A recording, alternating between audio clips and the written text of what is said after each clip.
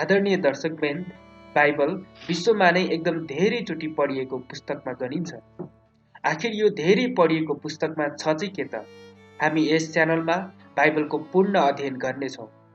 आदरणीय दर्शकवृन्द, आज चाहिँ हामी उत्पत्तिको 11 अध्यायदेखि 15 अध्यायसम्मको अध्ययन गर्नेछौँ।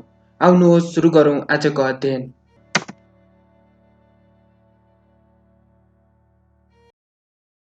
अध्याय 11। त्यस बेला जम्मै पृथ्वीमा एउटा भाषा थियो, शब्दहरू थोरै थिए। मानिसहरू पूर्वतिर सधैँ जाँदा सिनार देशमा एउटा मैदान भेट्टाए, त्यहाँ बास गरे। तब तिनीहरूले आसपासमा भने, लौ हामीहरू इट्टा बनाएर पोलौँ।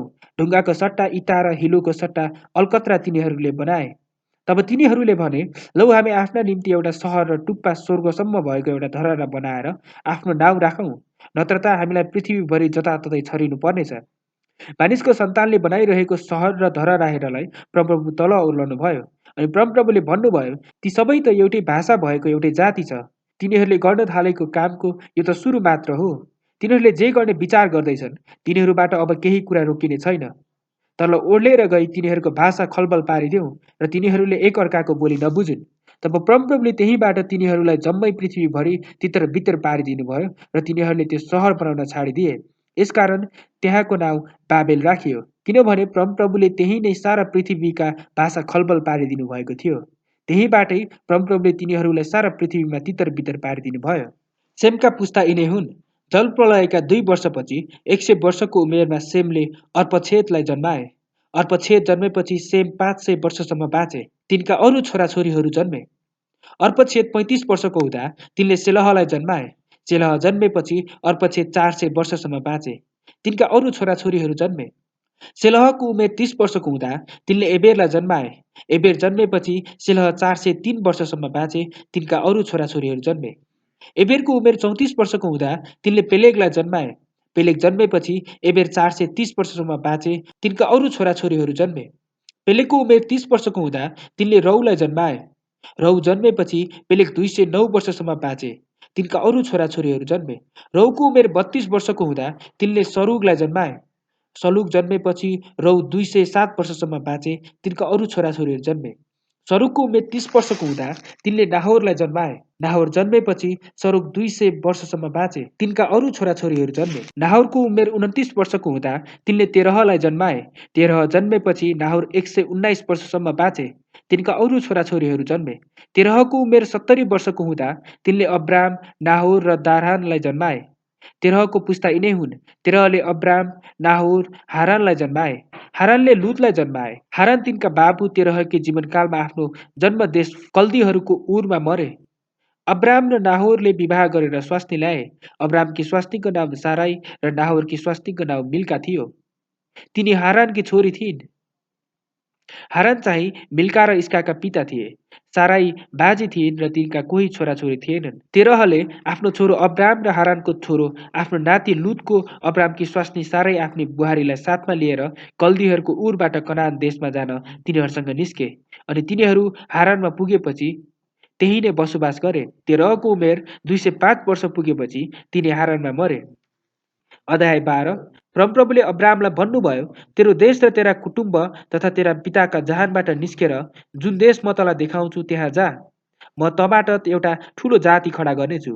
म तँलाई आशिष दिनेछु र तेरो नाउँ प्रसिद्ध गराउनेछु। त आशिषको मूल भएस्। तँलाई आशिष दिनेहरूलाई म आशिष दिनेछु र तँलाई श्राप दिनेहरूलाई म श्राप दिनेछु। तँमा नै पृथ्वीका सबै कुलले आशिष पाउनेछन्। यसै कारण परमप्रभुले भन्नुभयो बमोजिम अब्राम गइहाले र लुत पनि तिनीसँग गए। हारानबाट निस्किएर जाँदा अब्राम 75 वर्षका थिए। अनि अब्राम तिनकी स्वास्नी साराई र तिनका भतिजा लुत र तिनीहरूले जम्मा गरेका सबै धन सम्पत्ति र हारानमा प्राप्त गरेका मानिसहरूलाई लिएर कनान देशमा जानलाई निस्के। अब्राम त्यस देशबाट भएर सिक्केममा मोरेको फलाटको रुख भएको ठाउँसम्म पुगे। अब्राम त्यस देशबाट भएर सिक्केममा मोरेको फलाट भएको ठाउँसम्म पुगे। त्यस बेला त्यस ठाउँमा कनानीहरू बस्थे। अनि परमप्रभु अब्रामका देखा पर्नुभयो र तिनलाई भन्नुभयो, म तेरा सन्तानलाई यो देश दिनेछु। त्यसैले तिनी कहाँ देखा पाउनु भएको परमप्रभुका निम्ति तिनले एउटा यस्तो वेदी बनाए। त्यहाँबाट तिनी हिँडेर बेतेलको पूर्वपट्टि भएको पहाडमा सरे। बेतेललाई पश्चिम र यस सहरलाई पूर्वपट्टि पारेर आफ्नो पाल टाँगे। तिनले परमप्रभुको नाममा त्यहाँ एउटा वेदी बनाएर परमप्रभुको नाउँको पुकारा गरे। अनि अब्राहम अझ यात्रा गर्दै यहुदाको दक्षिण भाग नेगेभतिर गए। अनि त्यस देशमा अनिकाल पर्यो। त्यहाँ घोर अनिकाल परेको हुनाले अब्राहम मिश्र देशमा प्रवास गर्नलाई गए। तिनी मिश्रमा पस्दै लाग्दा तिनले आफ्नो स्वास्नी साराईलाई भने, हेर तिमी हेर्नमा सुन्दरी छौ भन्ने मलाई थाहा छ। मिश्रीहरूले तिमीलाई देख्दा यो त त्यसकी स्वास्नी रहेछ भन्नेछन्। मलाई मारेर तिमीलाई चाहिँ जीवित राख्नेछन्। म तिनको बहिनी हुँ भनी तिमीले भनिदेऊ र तिम्रो कारण मलाई भलो हुनेछ र तिम्रै कारण मेरो ज्यान जोगिनेछ। अनि जब अब्राहम मिश्रमा पसे तब मिश्रीहरूले त्यस स्त्रीलाई अत्यन्त सुन्दरी रहेछन् भनी देखे। फिरौनका राजकुमारहरूलाई तिनलाई देखेर फिरौन कहाँ तिनको तारिफ गरे र तिनलाई फिरौनको घरमा लगे। तिनको खातिर फिरौनले अब्राहमसँग राम्रो व्यवहार गरे र अब्राहमलाई भेडा, गोरु, कमारा, कमारी, गधा र ऊँटहरू दिए। तब परमप्रभुले अब्राहमकी स्वास्नी साराईको कारणले फिरौन र तिनका परिवारमाथि भयानक विपत्तिहरू पठाउनु भयो। यसकारण फिरौनले अब्राहमलाई बोलाएर भने, तिमीले मलाई के गर्यौ? तिनी तिम्रो स्वास्नी हुन् भनेर तिमीले मलाई किन भनेनौ? तिनी मेरी बहिनी हुन् भनेर तिमीले किन भन्यौ? यसैले मैले तिनलाई मेरो स्वास्नी तुल्याउन लगेको हुँ। अब हेर तिम्रो स्वास्नी यही छिन्, तिनलाई लिएर गइहाल। अनि फिरौनले मानिसहरूलाई तिनका विषयमा हुकुम गरे र तिनीहरूले अब्राहमलाई तिनका स्वास्नी र तिनीसँग भएका सबै थोकहरू समेत पठाइदिए। अध्याय 13। अब्राहम तिनकी स्वास्नी र तिनीसँग भएका सबै थोक र लुतलाई साथमा लिएर मिश्रबाट उक्लेर कुनानको नेगेभमा आए। पाल्तु पशु सुन र चाँदी भएकाले अब्राहम अति धनाढ्य थिए। तिनी नेगेभबाट यात्रा गरेर बेतेलको त्यस ठाउँमा आइपुगे जहाँ अघि सुरुमा बेतेल र एकको बीचमा भएको तिनको पाल थियो। तिनले पहिले वेदी बनाएकै ठाउँमा अब्राहमले परमप्रभुको नाउँको पुकारा गरे। अब्राहमका साथमा लागेका लुतका पनि भेडा, बाख्रा र गाई बस्तुहरूका बथान र पालहरू थिए। त्यस ठाउँमा तिनीहरू दुवैजना साथसाथै रहनलाई प्रशस्त ठाउँ भएन, किनकि तिनीहरूका भेडा, बाख्रा र गाई बस्तुका सम्पत्ति यति ठुलो थियो कि तिनीहरू साथसाथै रहन नसक्ने भए। अब्राहम र लुतका गाई बस्तुका गोठालाहरूका बीचमा झगडा पनि भयो। त्यस बेला त्यस देशमा कनानी र परिज्जीहरू बस्थे। यसै कारण अब्राहमले लुतलाई भने, तिम्रो र मेरो बीचमा, तिम्रा र मेरा गोठालाहरूका बीचमा झगडा नहोस्, किनकि हामी त नातेदार हौ। सारा देश तिम्रो अघि छ। यसैले म तिमीलाई भन्दछु कि तिमी मबाट अलग हौ। तिमी देब्रेतिर गयौ भने म दाहिनेतिर जानेछु, अथवा तिमी दाहिनेतिर गयौ भने म देब्रेतिर जानेछु। अनि लुतले आफ्नो आँखा उठाएर हेरे र एर्देनको बेसी चाहिँ परमप्रभुको बगैँचा जस्तै चारैतिर प्रशस्त पानीले भिजेको थियो, अर्थात् सोअरतिरको मिश्र देश जस्तै देखे। सदोम र गमोरा परमप्रभुले सर्वनाश पार्न अघिको कुरा यो हो। यसकारण लुतले एर्दोनको जम्मै बेसी रोजेर पूर्वतिर लागे। यसरी यिनीहरू छुट्टिए।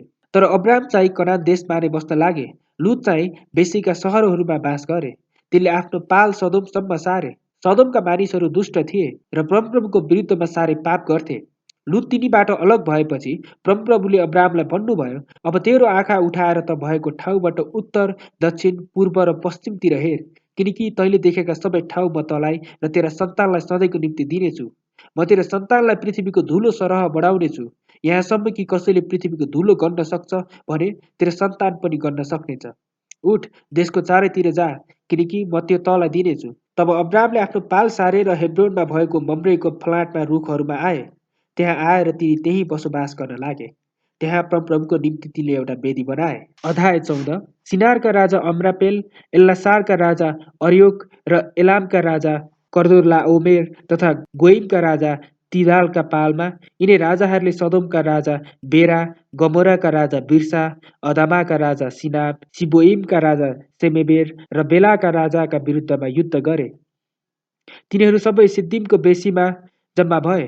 12 वर्षसम्म तिनीहरू कर्दोला ओमेरको अधीनमा बसेका थिए। तर 13औं वर्षमा तिनीहरूले विद्रोह गरे। 14औं वर्षमा कर्दोला ओमेर र तिनका मित्र राष्ट्रहरू आएर अस्तोर्त कडोममा रपाईहरूलाई, हाममा जुजीहरूलाई, साबे किर्यातैममा एमिमहरूलाई तथा होरीहरूलाई तिनीहरूको सेई पहाडमा बन्नेर भएको एल्पारानसम्म अधीन गराए। त्यसपछि तिनीहरू फर्केर एन्मिसपातमा आएर अमालेकीहरूको जम्मै देशलाई र हसोन तामारमा बस्ने एमोरीहरूलाई पनि अधीन गराए। तब सदोम, गमोरा, अदमा, सबोइम र बेलाका राजाहरू निस्केर सिद्दिमको बेसीमा तिनीहरूसित युद्ध गर्नलाई मोर्चा बाँधेर जम्मा भए। एलामका राजा कर्दोलाओमेर, गोइमका राजा तिदाल, सिनारका राजा अम्रोपेल, एल्लासारका राजा अर्योकसित यी 5 राजाहरूसित 4 राजाहरू सिद्दिमको बेसी चाहिँ अलकत्राको धापले भरिएको थियो। सदोम र गमोराका राजाहरू भाग्दा भाग्दै त्यहाँ जाकिए। बाँकी राजाहरू चाहिँ पहाडतिर भागे अनि शत्रुहरूले सदोम र गमोराका माल सामान र खानेकुरा लिएर आफ्नो बाटो लागे। तिनीहरूले सदोममा बसेका अब्रामका भतिजा लुतलाई पनि तिनका सबै मालसामाल समेत लिएर गए। तब उम्केर भागेको एकजना आएर हिब्रू अब्रामलाई यो कुरा बताइदियो। तिनी एस्कोल र आनेरको भाइ एमोरीको मम्रेको फलाटमा रुख खनेर बसेका थिए। तिनीहरू अब्रामसित मित्र भावमा थिए। अब्रामले आफ्नो नातेदारलाई कैद गरेर लगेको कुरा सुनेर आफ्नो घरमा जन्मेर तालिम पाएका 318 दासहरूलाई साथमा लिएर तिनीहरूलाई दानसम्मै खेदेर गए। तिनीहरू अब्रामसित मित्र भावमा थिए। अब्रामले आफ्नो नातेदारलाई कैद गरेर लगेको कुरा सुनेर आफ्नो घरमा जन्मेर तालिम पाएका 318 दासलाई लिएर तिनीहरूलाई दानसम्मै खेदेर गए। तिनले आफ्नो लडाकु दललाई शत्रुहरूका विरुद्धमा लड्न राति आफै र आफ्ना दासहरूका बीचमा दल दल बनाई तिनीहरूलाई परास्त गरेर मारे र दमिश्कको उत्तरतर्फको होबासम्म तिनीहरूलाई खेदे। तब तिनले सबै मालसामान र तिनका नातेदार लुतलाई तिनका धन सम्पत्ति स्त्रीहरू र मानिसहरूलाई समेत फर्काएर ल्याए। अनि कर्दोला उमेर र तिनका मित्र राजाहरूलाई जितेर फर्कदा सावेको बेसी अर्थात् राजाको बेसीमा सदोमका राजा तिनलाई भेट गर्न आए। अनि सालेमका राजा मल्कीसेदेक रोटी र दाखमत लिएर अब्रामलाई भेट गर्न आए। तिनी सर्वोच्च परमेश्वरका पुजारी थिए। तिनले अब्रामलाई यसो भनेर आशीर्वाद दिए, स्वर्ग र पृथ्वी सृष्टि गर्नुहुने सर्वोच्च परमेश्वरबाट अब्रामलाई आशिष मिलोस्। सर्वोच्च परमेश्वर धन्यका हुन् जसले तपाईँका शत्रुहरूलाई तपाईँका हातमा सुम्पिदिनु भयो। अनि अब्रामले तिनलाई सबै कुराहरूको दशांश दिए। तब सदोमका राजाले अब्रामलाई भने, मलाई मानिसहरू मात्र दिनुहोस्, तर धन माल चाहिँ तपाईँले राख्नुहोस्। तर अब्रामले सदोमका राजालाई भने, स्वर्ग र पृथ्वीका परमप्रभु सर्वोच्च परमेश्वरमा मैले यसरी क्रिया हालेको छु, एउटा धागो अथवा जुत्ताको फित्ता वा तपाईँको कुनै पनि थोक म लिने छैन, नत्र त मैले अब्रामलाई धनी तुल्याएँ भनेर तपाईँ भन्नुहुनेछ। जवानहरूले खाएका र मसँग हुने मानिसका भाग बाहेक म केही हिस्सा लिने छैन। आनेर एस्कोल मम्रेले चाहिँ आफ्नो भागहरू लिउन्। अध्याय 15। त्यसपछि दर्शनमा अब्राम कहाँ परमप्रभुको यो वचन आयो, अब्राम त नडरा, तेरो ढाल मने हुँ र तेरो इनाम अत्यन्त ठुलो हुनेछ। तर अब्रामले भने, हे परमप्रभु परमेश्वर, तपाईँले मलाई के दिनुहुन्छ र? किनभने म सन्तानहीन भइरहेछु। मेरो घरको मालिक दमिश्कको एलिएजेर हुनेछ। फेरि अब्रामले भने, हेर्नुहोस्, तपाईँले मलाई सन्तान दिनु भएन। मेरो घरमा जन्मेको दास त मेरो उत्तराधिकारी हुनेछ। तब परमप्रभुको यो वचन फेरि तिनी कहाँ आयो, यो मानिस चाहिँ तेरो उत्तराधिकारी हुने छैन, तर जो तेरो आफ्नै छोरा हुन्छ त्यही नै तेरो उत्तराधिकारी हुनेछ। अनि उहाँले तिनलाई बाहिर लगेर भन्नुभयो, आकाशतिर हेरेर तारा गर्न सक्छस् कि सक्दैनस्? गनिहेर, उहाँले तिनलाई भन्नुभयो, तेरा सन्तानहरू पनि यस्तै हुनेछन्। अनि तिनले परमप्रभुमाथि विश्वास गरे र यो तिनको निम्ति धार्मिकता गरियो। फेरि उहाँले तिनलाई भन्नुभयो, यो देश तेरो अधिकारमा दिनलाई कल्दीहरूको उरबाट तँलाई ल्याउने परमप्रभु म नै हुँ। तर अब्रामले भने, हे परमप्रभु परमेश्वर, मैले यसको अधिकार गर्न पाऊँ भनेर म कसरी थाहा पाऊँ? उहाँले तिनलाई भन्नुभयो, मेरो निम्ति 3 वर्षको एउटा कोरली, 3 वर्षको एउटा पाठी, 3 वर्षको एउटा भेडा, एउटा ढुकुर र एउटा परेवाको बच्चा ले। तिनले सबै उहाँ कहाँ ल्याए र माझमा 2-2 फ्याक पारेर हरेक फ्याक मुखामुख गरी राखिदिए। तर पन्छीहरू चाहिँ तिनले 2 फ्याक पारेनन्। अनि चिल र गिद्धहरू ती मरेका पशु पन्छीहरूमाथि झम्टदा अब्रामले तिनलाई धपाए। सूर्य अस्ताउँदा अब्राम मस्त निद्रामा परे र त्रास र घोर अन्धकारले तिनलाई छोप्यो। अनि उहाँले अब्रामलाई भन्नुभयो, यो निश्चय जानिराख कि तेरा सन्तानहरू त्यस देशमा प्रवासी भएर बस्नेछन्, जुन देश तिनीहरूको होइन, र त्यस देशमा मानिसहरूका कमारा कमारी हुनेछन्। 400 वर्षसम्म तिनीहरू थिचोमिचोमा पर्नेछन्, तर तिनीहरू जुन जातिको दास बन्नेछन् तिनीहरूको पनि म हिसाब गर्नेछु, र पछिबाट तिनीहरू धेरै धन सम्पत्ति लिएर निस्क आउनेछन्। त चाहिँ आफ्ना पित्र कहाँ शान्तिसित जानेछस्। तेरो पुरो बुढेसकालमा त गाडिनेछस्। अनि चौथो पुस्तामा तिनीहरू फेरि यहाँ आउनेछन्, किनकि एमोरीहरूको अधर्म अहिलेसम्म पुरा भएको छैन। सूर्य अस्ताएपछि जब अँध्यारो भयो, तब मासुका टुक्राहरूका बीचबाट धुवाँ आइरहेको धागोको एउटा मक्कल र बलिरहेका एउटा राको छिरिगयो। त्यसै दिन परमप्रभुले अब्रामसित यसो भनेर करार बाँध्नुभयो, तेरा सन्तानहरूलाई मिश्र देशको नदीदेखि महानदी युफ्रेटिससम्मको यो देश मैले दिएको छु। केनी, कनिजी, कदमोनी, हित्ती, परिजी, रपाई, एमोरी, कनानी, गिर्गासी र एबुसीहरूका देशहरू दिएको छु। आदरणीय दर्शकवृन्द, आजलाई यति नै। के तपाईँले खतना भनेको बुझ्नु भएको छ? खतनालाई अङ्ग्रेजीमा चाहिँ सर्कमसिजन भन्ने गरिन्छ। सर्कमसिजन चाहिँ यानि कि खतना चाहिँ मुस्लिम धर्म र यहुदी धर्मको अभिन्न पाटो हो। बच्चाहरू सानैमा जन्मिसकेपछि मुस्लिम धर्म र यहुदी धर्ममा खतना गर्ने चलन रहेको छ। यो खतना गर्ने चलन चाहिँ कहाँबाट सुरु भयो त? तपाईँले बुझ्नु भएको छ त? छैन भने तपाईँले यो बुझ्नका लागि चाहिँ भोलिको दिन कुर्नुपर्ने हुन्छ। हामीलाई सब्स्क्राइब गर्नुहोस् र कुर्नुहोस् भोलिको दिन।